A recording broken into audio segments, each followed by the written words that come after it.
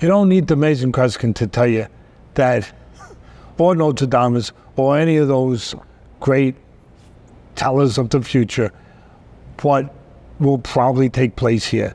They're going to say hello, they're going to touch gloves, and then they're going to go and try to destroy each other. True gladiator style. They really. But here's the breakdown from my part. In the first fight, it wound up going into the fourth round. Great fight. Everything we've just described, and that we figure will happen again, because that's what they do.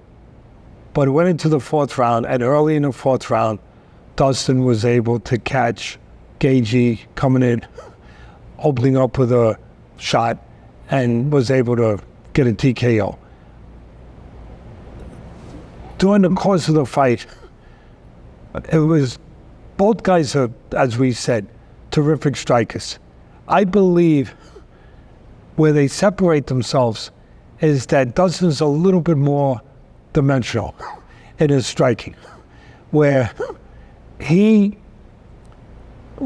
got a little bit more of a repertoire of punches, where he can put combinations together a little better. He's, as I said, his array of punches might be a little larger. He uses the uppercut at the right time as a real good weapon. He also can use his legs to move a little bit, to give that other dimension to him, where, he'll look to get an angle once in a while. He'll look to take his body out of harm's way, keep you a little bit off stride, break up your momentum a little bit. He's got a terrific jab. His jab is really important in this fight to stabilize Gaethje on the outside, because Gaethje's style is to put pressure on you, and then to put some more pressure on you, and then to put a little more pressure on you until you can't take the pressure no more. It's to break you. It's relentless. It's fearsome. It is impressive. He's got that engine, and he just keeps on moving in one direction, forward. That's where I think the difference is, where Dustin, as I said, has some of the options to go in other directions, where for the most part, Gaethje will come in to get into your front door and visit you. And it's not a friendly visit. He's coming with a battering ram. His mindset, they're both very strong-minded. Obviously, they're both very strong-willed. They both have great chins, great resolve, great characters, I've said. One of the things that can slow down a guy that has that kind of chin, that has that kind of temperament, that kind of, motor to just keep coming forward is good body work. Dustin did some good body work in their first fight. I think he's going to have to do more of it. And the reason I think, as I said earlier, Dustin's a southpaw, where he's going to have to use that jab really to its utmost, is to control this force from getting in too fast, to stabilize him, to stabilize Gaethje's aggression, to limit his aggression if you can, but to slow his aggression down a little bit on the outside, where I think he has an advantage, where he can use that jab and has to use that jab to give him something to worry about. Yep. Something, again, to deter him, to give Dustin as much a chance to think and breathe as to do damage. Yep. To Gaethje. So the jab will be very important. It's also important to Gaethje. The best way to get in is behind the jab. You don't come in behind the jab, and you can be cannon fodder. You're a sitting duck. You're more open to counters if you don't use the jab properly on your way in. As your cover, you want to go You want to go and rob a bank? What do? You got to throw a few smoke bombs, so you go in there, and you get in there before they see you, before they pull the alarm. I didn't know you were getting a bank robbery tutorial. No, but in boxing, you never know when you're going to get a robbery. And sometimes in the UFC, unfortunately, you could get a bank robbery when you think you just went to watch a fight. Unfortunately, because of these judges Looking at you, Bird. So yeah, and a few others out there too, judges and refs. And we hope we don't get any robberies on this one coming up. We've had enough for a long time. We don't need no more. I don't think the judges play a role in this fight. No, I think that's a good point. This is one where, like the old timers used to say, I'm bringing my 2 judges. Here they are. And for you that were wondering what happened to Teddy, no, I didn't make a sudden comeback that I got forced to make it with some idiot out there that could be out there sometimes. No, I was in the park. It can be tough being a grandfather. I was in the park, even dangerous. I was in the park with my beautiful grandchildren. Now I got an extra one. She's not ready to go to the park yet. But with my little buddy, Joseph, and my beautiful girl, Laura, my other beautiful buddy, Teddy, is in Vegas. I'm on Staten Island. We go to the park, and we decide to get into a race. They wanted me to race. So and I'm trying to win. I'm getting into full stride, Ken ride-out mode. And I'm getting into stride there. And all of a sudden, out of nowhere, my little beautiful 3-year-old cuts in front of me.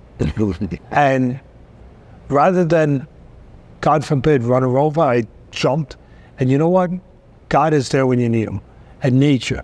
And all of a sudden, the adrenaline, whatever. I jumped higher than I have in probably 40 years. I jumped over her and landed, unfortunately, with my fingers right in the ground. Oh, yeah, and broke them. Aye. And they want to do the great Charlie Malone, the best surgeon in the world, friend of mine, dear friend, wants to do surgery. But you know what? At this point in my life, I told him, he said, but your finger be more, it'll be, your finger, if you don't, it'll be deformed, it'll be, you have a deformed hand. I said, Charlie, look at my other hand. Does that look well formed? I said, look at that. I said, look at me. Do you think that this is a guy who's worried about little deformities at this point in my life? So I'm just going to keep this thing on for 6 weeks, deal with it, and not deal with the surgery right now. I think I'm a half a doctor when I want to be, and I'm being a doctor right now for myself in that way. But getting back to the fight, I think that Gaethje will need to use a jab to come in. He will need to go back to one thing that it was an even fight going into the 4th. But there was something Gaethje was doing that he's going to have to pick up and continue doing. And Dustin's going to have an answer for it. And what that is, he was doing tremendous damage to the inside with inside leg kicks, to the front lead kick, the right leg of Dustin, his right leg as a southpaw. Gaethje was doing unbelievable. Dustin wasn't the animal that he is in a good way, that all these guys are, the samurai, the code that they live by, which is to take pain and tell it to get the hell out of here. Yep. And I don't want to see you until this fight's over. Don't bother me anymore. If he wasn't that guy, he would have been more affected in a way that would have kept him from his mission. Yeah. Oh, but he is so tough, as most of these guys are, as Gaethje is, that again, he was able to take that and push it to the side, keep doing what he had to do. Like I said, the sign of a pro, of a samurai, of a warrior. Do what you have to do, no matter how you feel. Yep. Find a way. But he was getting hit with atrocious inside leg kicks from Gaethje. Dustin was. And mostly on his lead right leg. And it was really remarkable that the leg didn't collapse on it. And Gaethje will look to do more of that, I believe. I'm not trying to go into the jiu-jitsu area, into the kicking area, but that's obvious. He will look to do more of that because if you take away somebody's foundation, then you don't have to worry about the top floor. And Dustin is a tremendous striker, as is Gaethje.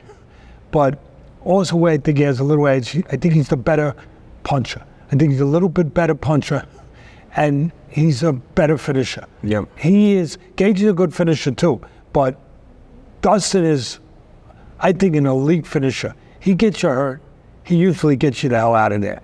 And so, when I look at the two guys, one way to keep, before I lose my favorite thought, one way to keep Dustin from being that finisher, from, being that puncher, from using that array of punches I talked about, where he's got the ability to put combinations together maybe a little bit better than Gaethje. One way to keep him from doing that, you can't do that if you don't have legs to hold you up. And I think you're going to see more of that for that reason, that Gaethje knows what a striker he is, obviously, and will look to attack those legs, the front leg particular, again, and maybe even more. So by the time you get to the championship rounds, to fourth and the fifth, that he won't have a leg to stand on, pardon the pun. And I think that'll be a big, so Dustin's going to have to, he knows with his coaches, have to devise a check for that, obviously. And I think the little bit of movement onto the sides that he's capable of doing with his legs laterally, I think that will keep Gaethje from being set where he can come in, and do the damage so easily, because he did it fairly easily with the leg kicks. But one thing that at the end of the night, when it did end, because he don't stop.